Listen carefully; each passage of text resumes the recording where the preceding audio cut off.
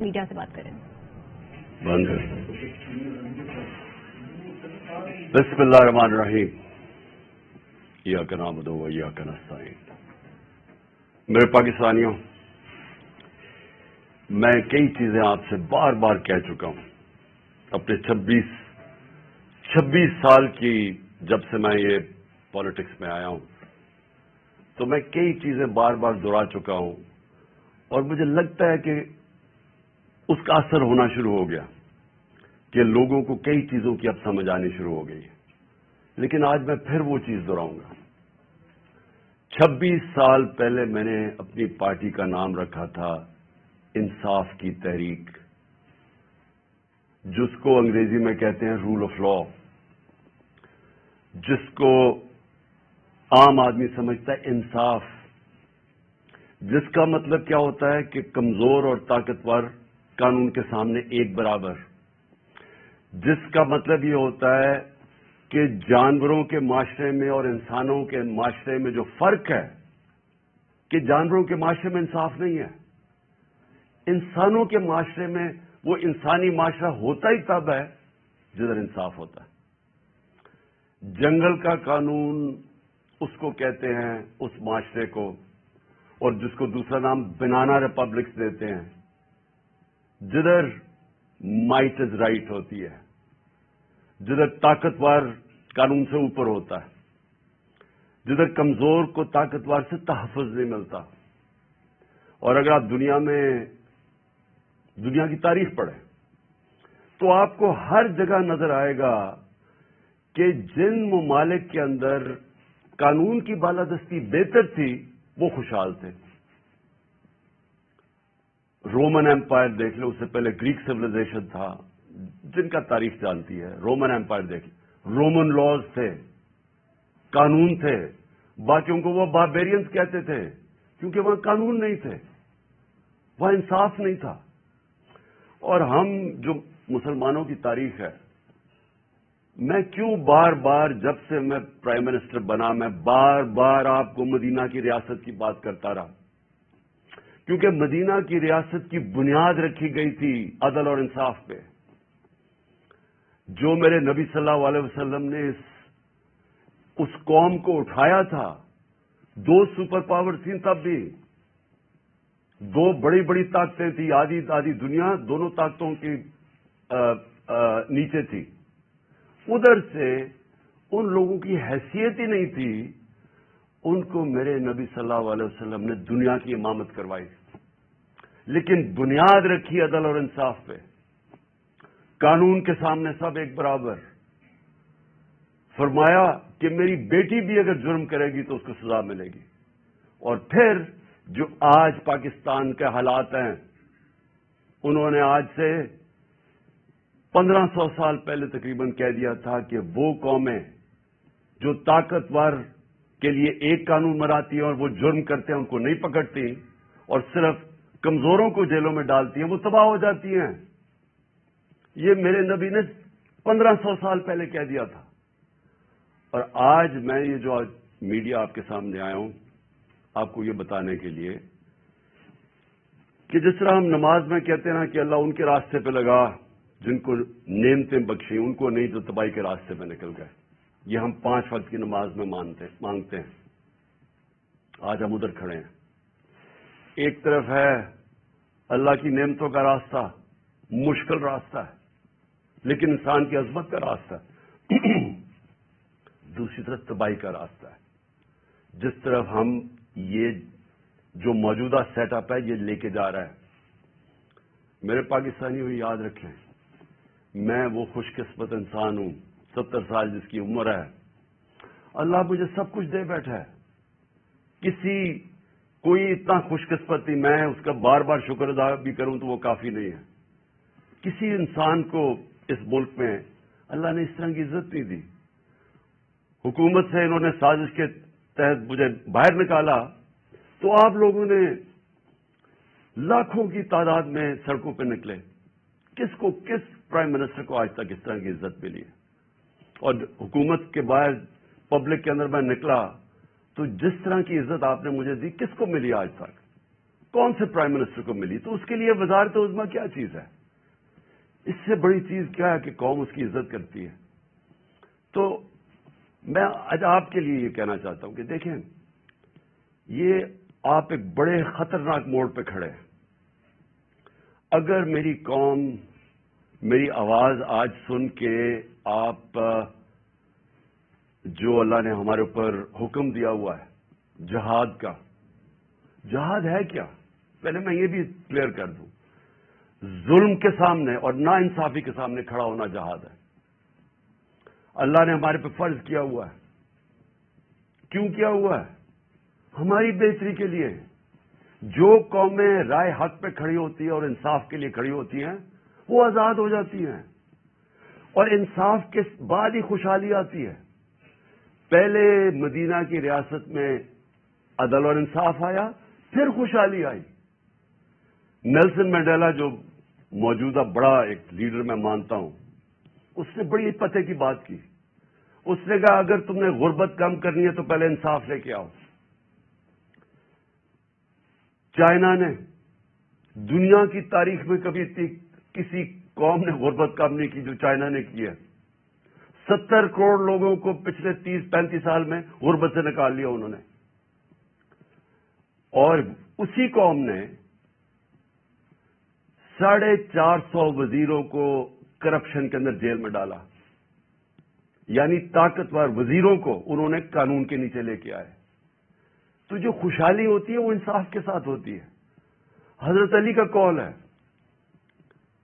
کہ کفر کا نظام چل جائے گا لیکن ظلم اور ناانصافی کا نظام نہیں چل سکتا۔ جدھر ہم جا رہے ہیں یہ نظام نہیں چل سکتا اور نہیں چل رہا۔ آج پوچھیں لوگوں کے حالات۔ آج کون سی قیامت آئی تھی کہ اپریل میں ہماری حکومت گئی ہے؟ 65 روپے کلو آٹا تھا، آج 135 روپے پہ پہنچ گیا یا اس سے بھی اوپر۔ کون سی قیامت آئی تھی کہ بجلی دگنی ہو گئی ہے؟ پٹرول ڈیزل دنیا عالمی مارکیٹ میں تو ان کی تیل کی قیمت کم ہے۔ کون سی قیامت آئی کہ یہ قیمتیں ان کی آج ادھر پہنچ گئی ہیں؟ کسانوں سے پوچھیں کون سی قیامت آئی ہے کہ یوریا دگنا ان کو دے رہا۔ 60 ارب روپیہ کسانوں نے صرف گندم کی فصل کے لیے یوریا پہ ایکسٹرا خرچ کیا ہے ہمارے دور سے۔ تو کیا ہوا پاکستان؟ یعنی ہماری حکومت جانے سے اب تک یہ کیا ہوا کہ بجلی آج دگنی ہو گئی ہے؟ بجلی کے بل لوگوں سے پوچھیں، آج عوام سے پوچھیں تو صحیح ان کے حالات کیا ہیں، اور ابھی مزید اور مہنگائی آنے والی ہے۔ لیکن جو اس ملک کے طاقتور ڈاکو تھے انہوں نے اربوں روپے کے اپنے کرپشن کے کیسز ختم کروا لیے۔ 1100 ارب روپے کے اپنے کرپشن کے کیسز ختم کروا دیے اور قوم کو انہوں نے بھیج دیا تباہی کی طرف۔ آج ہمارا ملک، کبھی بھی ہمارے معاشی حالات ایسے نہیں تھے جو آج ہے۔ یہ کیوں ہے؟ سوال پوچھیں نا اپنے آپ سے، کیوں ہے؟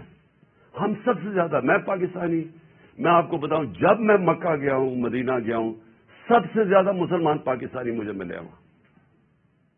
ہم یہاں تبلیغی جماعت کا اجتماع ہوتا ہے، 20 لاکھ لوگ جمع ہو جاتے ہیں، کیونکہ سارے یا عاشق رسول ہیں، اپنے دین میں ماننے والے لوگ ہیں۔ لیکن کیا وجہ ہے کہ ہم تباہی کے راستے پہ کھڑے ہیں؟ کیوں نہیں اللہ ہماری دعائیں کیوں نہیں سن رہا؟ کیونکہ اللہ نے کئی قانون بنائے ہوئے ہیں۔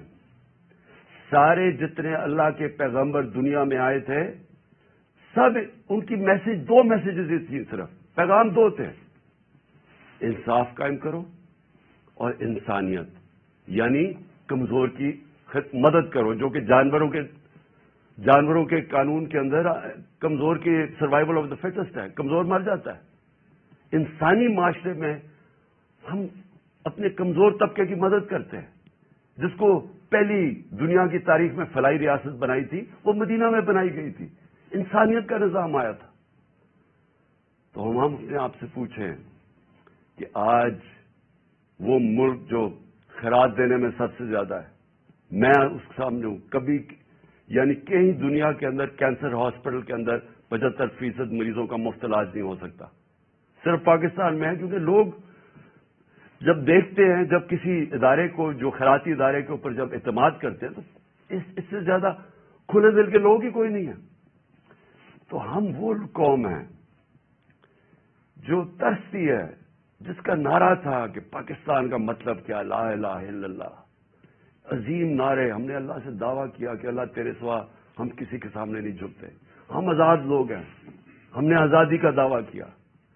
آج اپنے حالات ہم دیکھیں، نہ ہمارے پاس آزادی ہے، نہ یہاں خوشحالی ہے. غربت بڑھتی جا رہی ہے، دن بدن قیمتیں بڑھتی جا رہی ہیں. تنخواہ دار طبقے سے پوچھیں کہ کیا حالات ہیں ان کے. پوچھیں آج بزنس مین سے، سب دکان، آج فیکٹریاں بند ہو رہی ہیں. پوچھیں آج بزنس، کون سی، کسانوں سے پوچھیں، کسی سے پوچھیں، خاص طور پہ تنخواہ دار طبقے سے آج پوچھیں کہ وہ گزارا کیسے کر رہا ہے. تو کیا وجہ ہے اس کی؟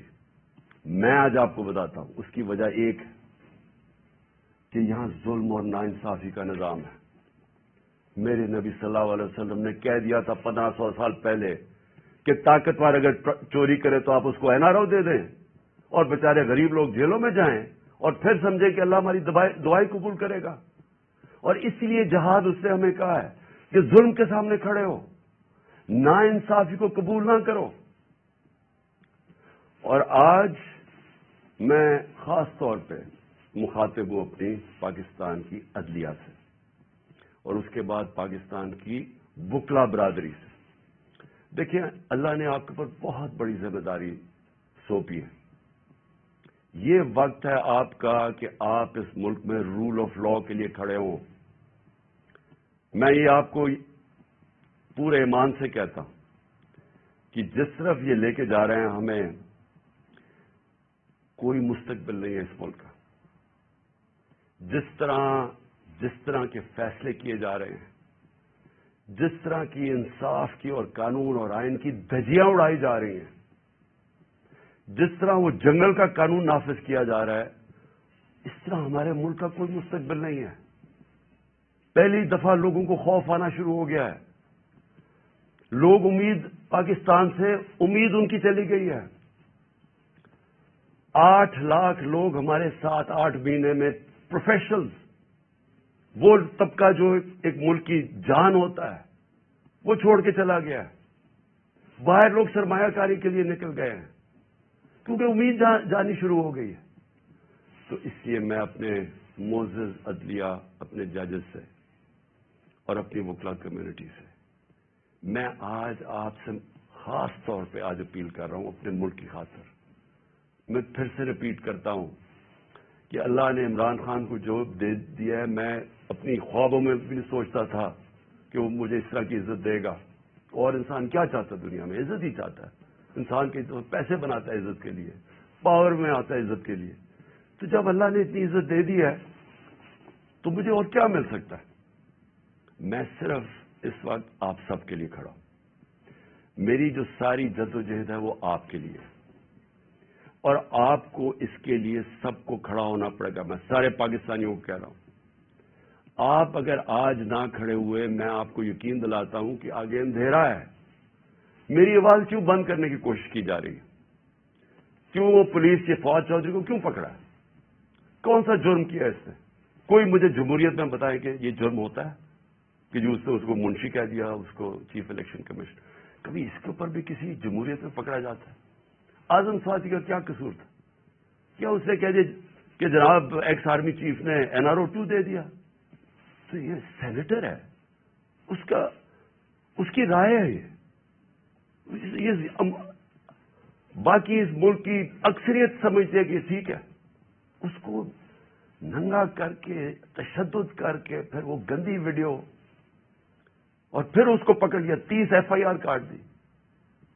شہباز گل، ارشد شریف، جو ارشد شریف کی خبریں آتی ہیں کہ کس طرح اس سے کیا گیا، کیا بچہ جانتا ہے پاکستان میں کہ ارشد شریف جیسا خوددار، دیانتدار، کریڈیبل، ایک محب وطن شاید ہی کوئی صحافی آیا ہو. اس سے جو کیا ہے، اور یہ جو میرے اوپر قاتلانہ حملہ کس لیے کیا گیا؟ میں نے کون سا جرم کیا تھا؟ اور اس کے اوپر ابھی میں آتا ہوں جب میں باقی چیزیں بھی آپ کو سامنے رکھتا ہوں. لیکن میں آج اپنی قوم کو کہہ رہا ہوں کہ دیکھیں آپ کا مستقبل آپ کے ہاتھ میں ہے. آپ ہیں اللہ کے بعد اس ملک کے وارث. آپ کو اپنی تقدیر اپنے ہاتھ میں لینی پڑے گی. یہ میرا وعدہ ہے کہ جب تک میں زندہ ہوں میں اس ملک کے لیے اسٹرگل کروں گا. میں کیوں اسٹرگل کروں گا؟ کیونکہ میں کبھی نہیں بھولتا کہ بچپن سے مجھے بتایا گیا ہمارے بڑوں نے کہ تم خوش قسمت ہو، تم آزاد ملک میں پیدا ہوئے ہو. وہ ہمارے بڑے سارے غلام ہندوستان میں پیدا ہوئے تھے.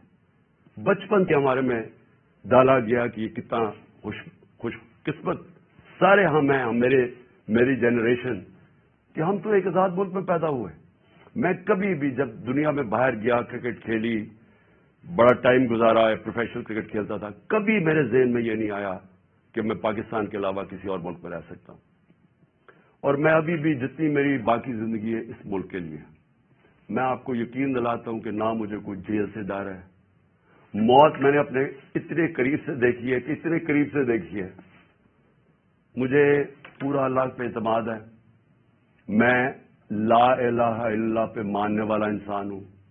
جب اس کا فیصلہ ہوگا، قرآن شریف کے اندر آپ پڑھ لیں، آپ نہ آگے ہوتا ہے ٹائم نہ پیچھے ہوتا ہے. اس لیے مجھے کوئی فکر کسی کی نہیں ہے. اور مجھے کوئی یہ جو ہر وقت جیل لے کے جانے لگے ہیں، مجھے اس سے کوئی فکر نہیں ہے.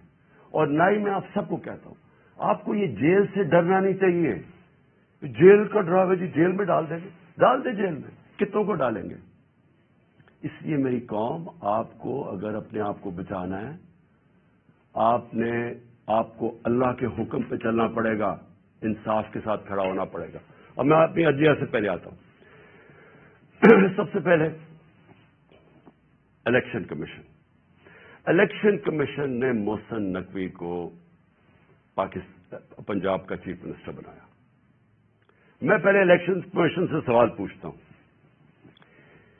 کہ کیا آپ کو نہیں پتا کہ جو آئین کا آرٹیکل 218 اس کی شق 3، کیا آپ کو نہیں پتا کہ آپ کی سب سے بڑی ذمہ داری صاف اور شفاف الیکشن کروانا ہے؟ یہ آپ کی سب سے بڑی ذمہ داری ہے. تو میں سوال یہ پوچھتا ہوں کہ کس بیسس پہ آپ نے محسن نقوی کو چنا؟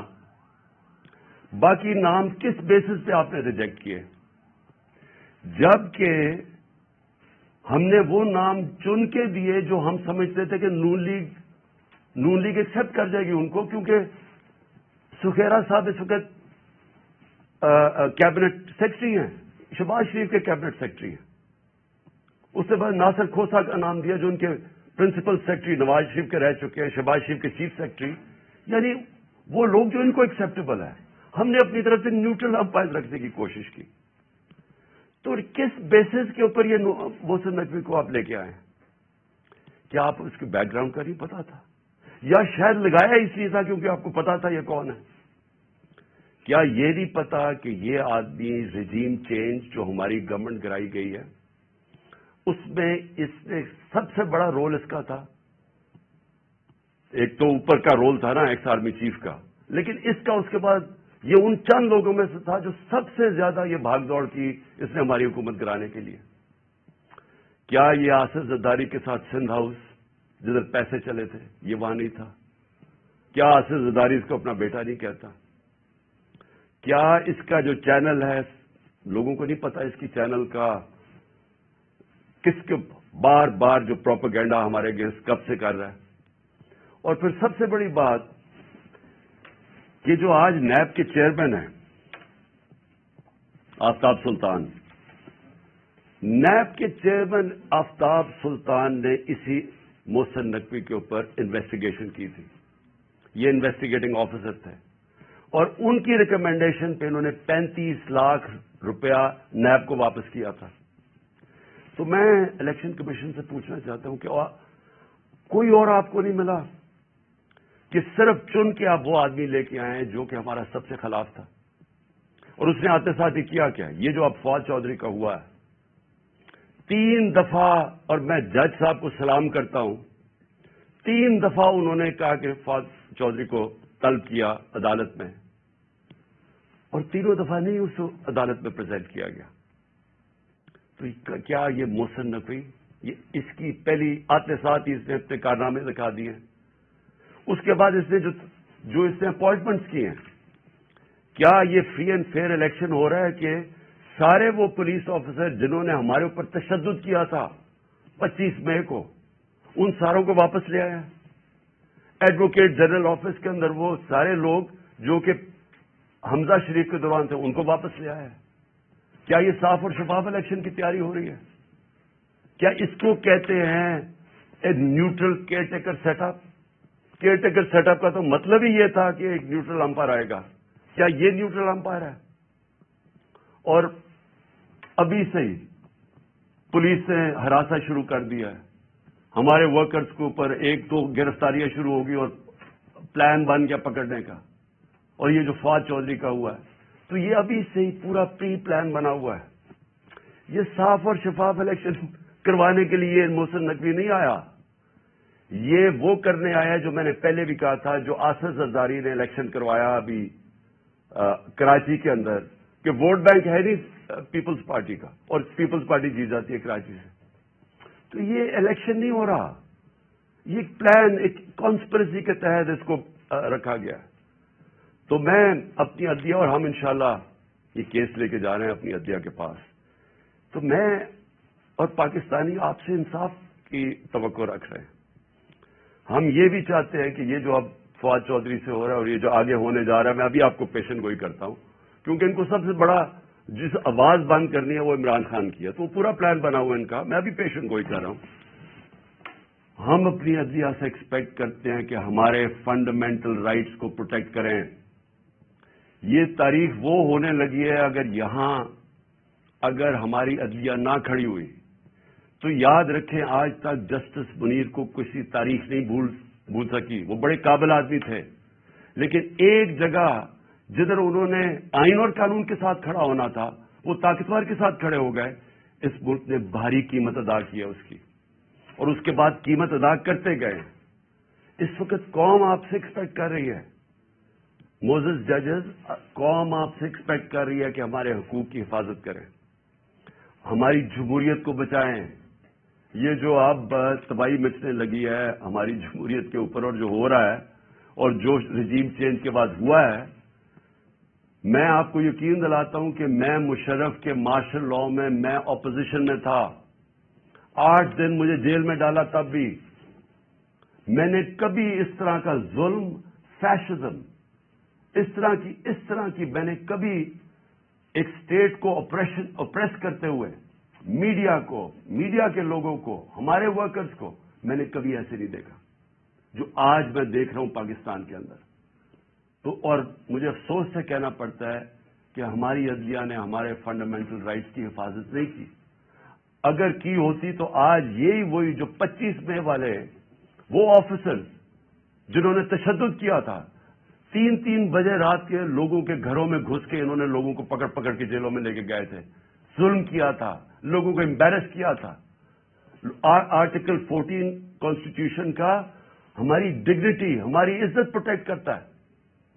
انہوں نے سارے لوگوں کو نہ چادر اور چار دیواری کا سوچا، نہ قانون کا سوچا، ظلم کیا. وہ آج آفس سے پھر واپس آ گئے. ہمارے پاس سوائے عدلیہ کے جانے کا کون سا راستہ ہے؟ دوسرا راستہ ہے سڑکوں پہ آ جائیں، دوسرا راستہ ہے ملک کو اور نقصان پہنچائیں جو یہ آگے پہنچا سکے ہیں. اس لیے میں اپنی عدلیہ سے ریکویسٹ کرتا ہوں. اور پھر میں ذرا 2-3 اور چیزیں بتا دوں.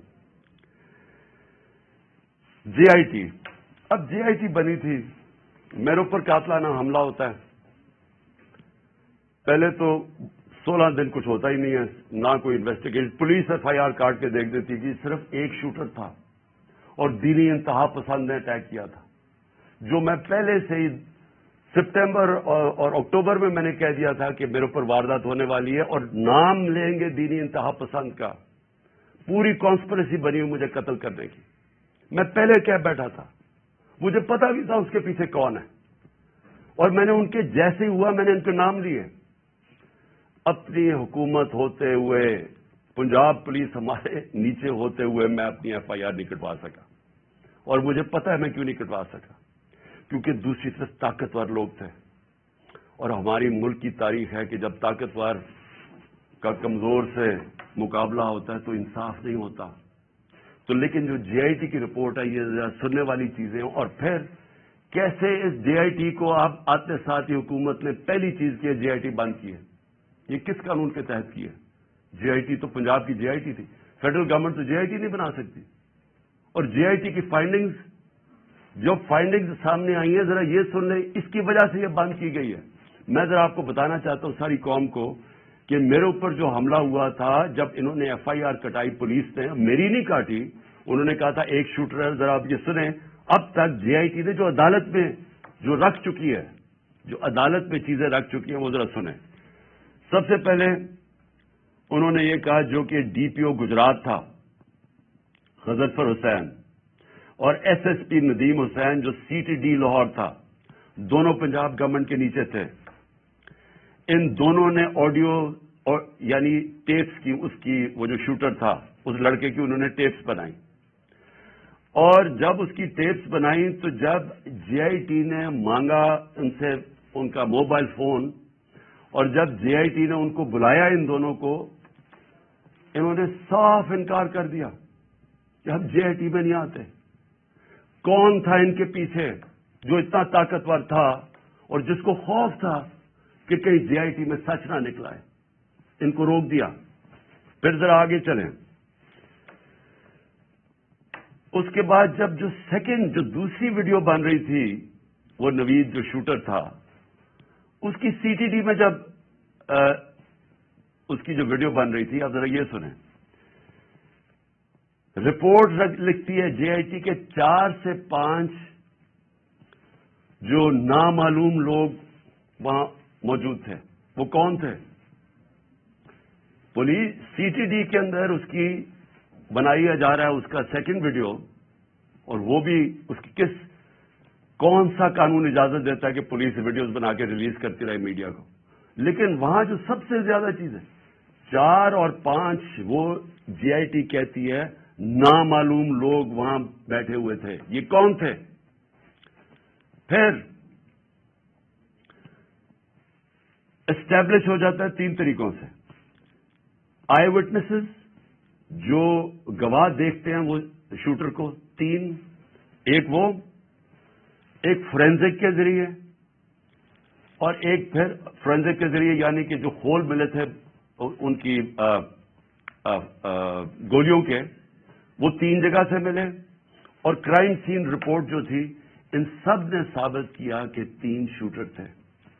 यानी जो उन्होंने रिपोर्ट बनाई थी कि सिर्फ एक दीनी इंतहा पसंद ने कत्ल करने की कोशिश की, उसको सबको रद्द कर दिया। इसलिए ये आते साथ ही इन्होंने JIT बंद की, क्योंकि मैंने नाम तो एक शहबाज शरीफ और राना सनाउल्लाह का लिया हुआ है, और वही बैठे हुए फेडरल गवर्नमेंट में, और उन्होंने आके उन्हीं के नीचे अब JIT बनेगी। इसलिए मैंने पहले दिन कहा था कि तो साहब आपके नीचे अगर इंक्वायरी होगी तो शायद इंसाफ मिले।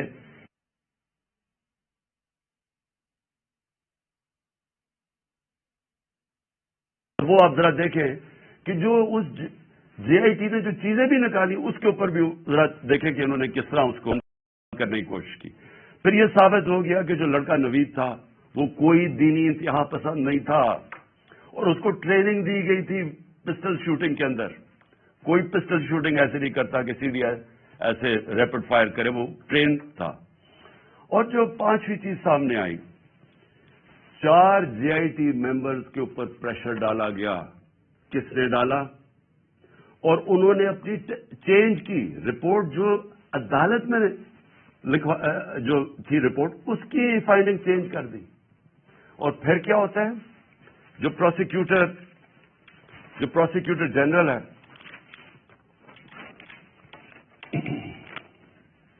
जो इंडिपेंडेंट इंक्वायरी करता है, इन 4 लोगों के ऊपर जो अपने चेंज करते हैं रिपोर्ट, ये 4 JIT मेंबर्स अपनी रिपोर्ट चेंज करते हैं।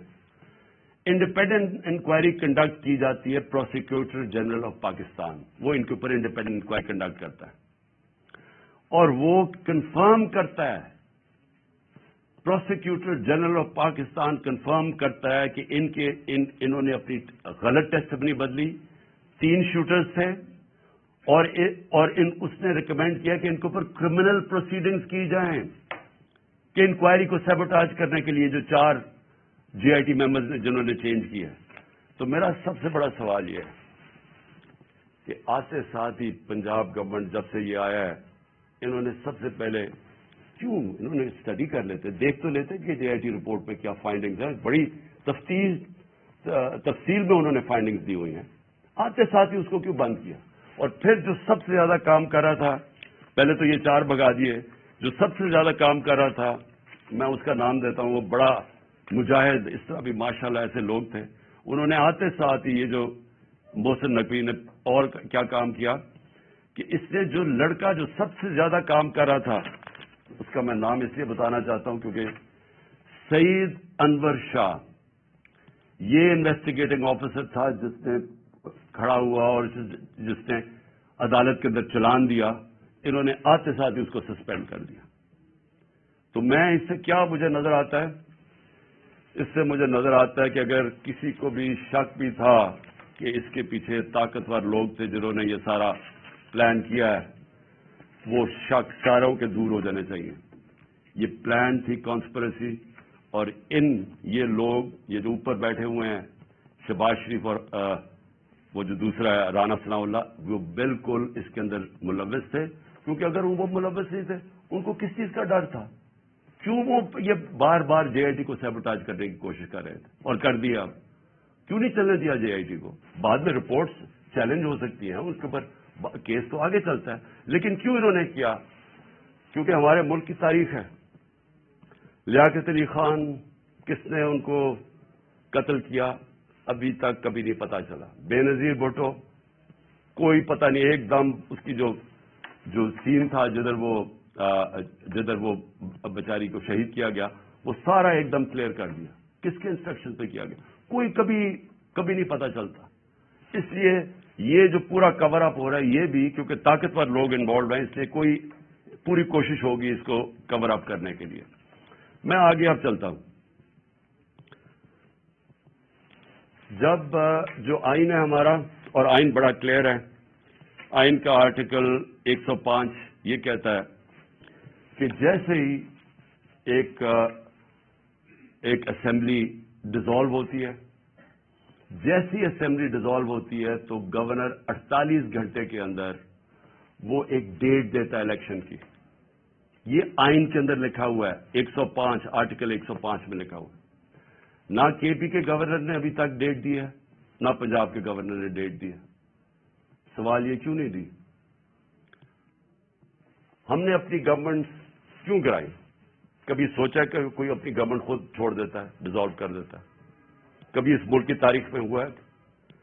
60% پاکستان جس کے اوپر ہماری گورنمنٹ ہو، ہم خود ہی کہیں کہ جی ٹھیک ہے یہاں ہم اسمبلیز ڈیزالو کرتے ہیں۔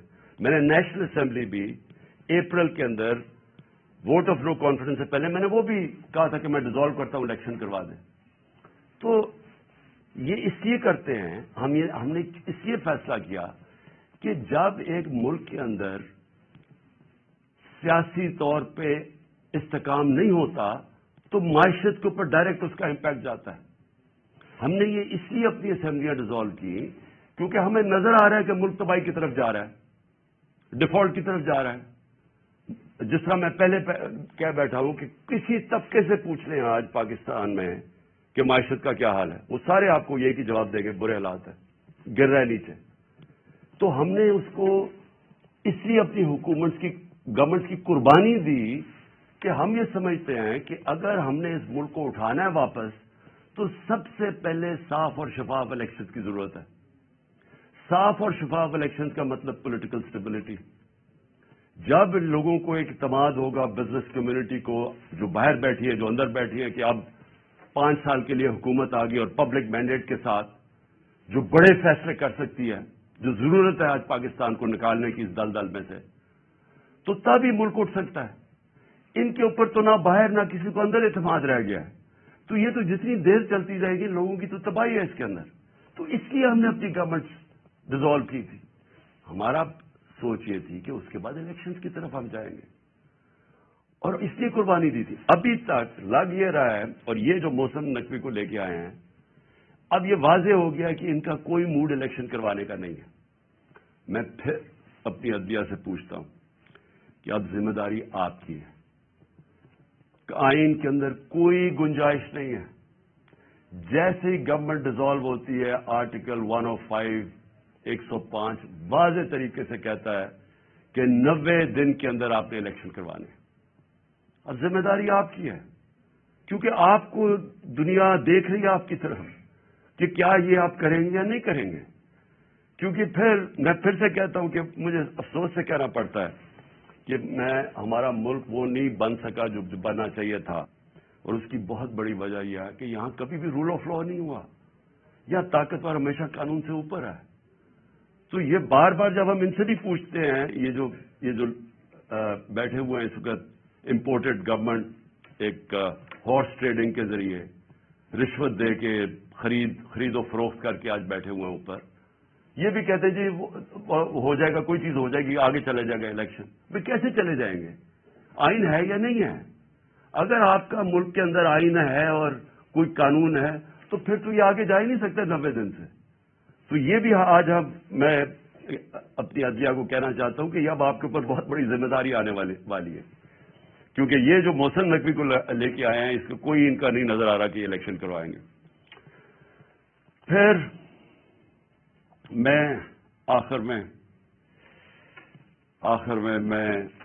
اپنی قوم سے بس یہ بات کر کے اپنی بات ختم کرتا ہوں کہ دیکھیں، میں جس طرح شروع کیا تھا کہ اللہ میرے پہ بڑا مہربان رہا ہے، میں اس کا شکر ادا جتنا بھی کروں کم ہے، کہ مجھے تو اس ملک میں جو آپ نے عزت دی وہ کسی کو دی نہیں پہلے، لیکن میں ایک چیز جانتا ہوں کہ میں کسی صورت اگر کسی کا خیال ہے کہ میں ان چوروں کے نیچے مان جاؤں گا ان کی غلامی، میں واضح کر دوں کہ آخری گیند تک لڑوں گا، آخری اپنی سانس تک ان کا مقابلہ کروں گا۔ کوئی مجھے نہ جیل اور نہ یہ جو ڈراتے رہتے کوئی فکر نہیں ہے۔ اللہ نے ایمان دیا ہے، ایمان کی قوت دی ہے، اور سب سے بڑی قرآن کی آیت ہے کہ جو لوگ ایمان لے آئے اللہ ان کے خوف دور کر دیتا، ان کو آزاد کر دیتا۔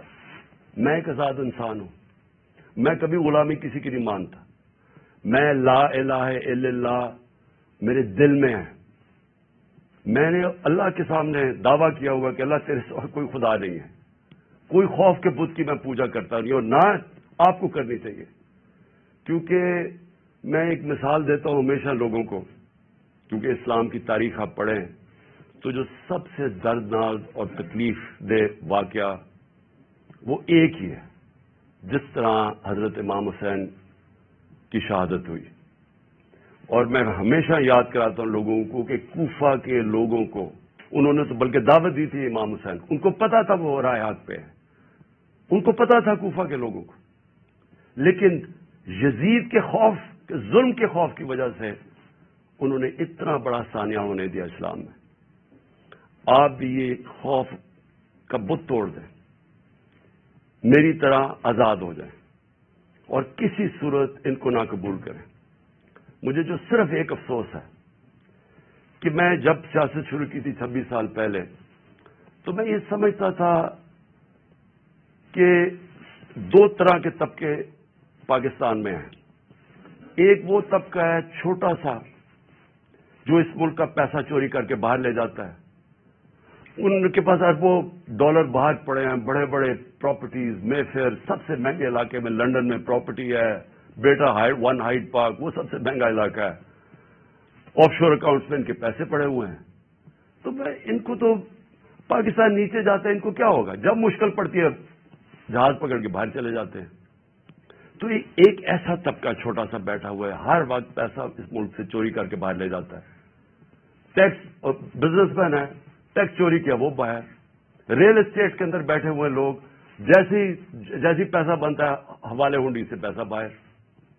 تو ان کو کوئی تکلیف نہیں ہے کہ پاکستان نیچے جاتا یا نہیں، ان کو تکلیف نہیں ہے کہ ہم غلامی کریں، کبھی کسی کی غلامی جو آج تک کرتے آئے ہیں، ان کو فکر نہیں ہے، کیونکہ ان کا اسٹیٹ پاکستان میں نہیں ہے. اور اس لیے میں ان کے خلاف نکلا تھا آج سے 26 سال پہلے، اور اس لیے جب تک میرے میں سانس ہے میں ان کا مقابلہ کروں گا. لیکن ایک دوسرا طبقہ جو ان کا جینا مرنا پاکستان میں، وہ اکثریت اس ملک کی عوام ہے، اور اس ملک کے وہ ادارے ہیں، وہ ادارہ جس کو پتا ہے کہ اگر یہ ملک کی معیشت نیچے جاتی ہے تو سب سے پہلے نقصان اس ادارے کا ہے. آج سری لنکا کے اندر IMF نے حکم دیا سری لنکا کو کہ اپنی جو سری لنکا کی فوج ہے اس کا آدھا کرو. مصر کے اندر IMF نے حکم دیا ہے کہ اپنی فوج کی فضول خرچیاں کم کرو. تو کیا وہ جب ہم جو یہ امپورٹڈ حکومت ہمیں اپنے گھٹنوں پہ لے آئی ہے، اپریل میں پاکستان کے ادھر کھڑا تھا، صرف اکنامک سروے آف پاکستان آپ دیکھ لیں، اور آج کے ادھر ہے، تو کیا وہ جو اب ہمارے سے قیمت ادا کریں گے، کیا ہماری طرح کے جو سمجھتے ہیں کہ ہم ایک آزاد ملک پہ رہنا چاہتے ہیں، کیا ہماری آزادی خطرے میں ہوگی یا نہیں؟ تو میں یہ ہمیشہ سمجھتا تھا کہ یہ ادارے کبھی بھی ان لوگوں کے ساتھ نہیں ہوں گے جو یہ ملک کا پیسہ چوری کر کے باہر لے کے جاتے ہیں. اور مجھے بڑا افسوس سے کہنا پڑتا ہے کہ ہماری حکومت ہٹا کے ان لوگوں کو بیک کیا گیا جو اس ملک کو 30 سال سے لوٹ رہے تھے. چھوڑیں کہ میں کیا کہتا ہوں، صرف انٹرنیشنل میڈیا ان کے متعلق کیا کہتا ہے. آج تو ٹیلی فون ہے، اپنا گوگل کر لیں کہ ان دونوں بڑے خاندانوں کے اوپر انٹرنیشنل میڈیا کیا کہتا ہے. ان کے خلاف ہماری اسٹیبلشمنٹ نے، ہماری ایجنسیز نے کیا کیا چیزیں نکالی ہوئی ہیں ان کی چوری کے اوپر. تو مجھے حیرت یہ ہوئی کہ رجیم چینج کے بعد ان کے ساتھ کیسے کھڑے ہو گئے وہ ادارہ جس کا سب سے زیادہ اسٹیک ہے کہ پاکستان ایک طاقتور ملک بنے. کہ اگر ایک ملک کی معیشت نیچے جاتی ہے تو ہمیں سوویت یونین کی مثال ہے کہ وہ ملک ٹوٹ گیا، تقریباً 3 فوج تھی لیکن ملک ٹوٹ گیا کیونکہ معیشت نیچے چلی گئی. تو ان کے نیچے جو انہوں نے 30 سال سے یہ ملک سے کر رہے ہیں، مجھے ابھی تک نہیں سمجھ آ رہی کہ کیسے وہ ادارے ان کے ساتھ کھڑے ہو گئے. میں آخر میں اپنی ساری قوم کو کہنا چاہتا ہوں کہ اپنی تقدیر اپنے ہاتھ میں لیں. آپ کا مستقبل، آپ کے بچوں کا مستقبل آپ کے ہاتھ میں ہے. آپ یہ اگر ظلم نہ، آپ کے پاس اب 2 راستے آ گئے، ایک تباہی کا راستہ ہے، ایک مشکل راستہ ہے، جدوجہد کا راستہ ہے، لیکن پاکستان کی عظمت کا راستہ ہے. اور مجھے امید ہے کہ آپ سب صحیح فیصلہ کریں گے. پاکستان زندہ باد. چیئرمین پاکستان تحریک انصاف عمران خان میڈیا سے بات کر رہے تھے. ان کا کہنا تھا کہ شفاف الیکشن کرانا الیکشن کمیشن کی ذمہ داری ہے. محسن نقوی کو دیگرہ وزیر اعلیٰ پنجاب کے پر لگایا گیا.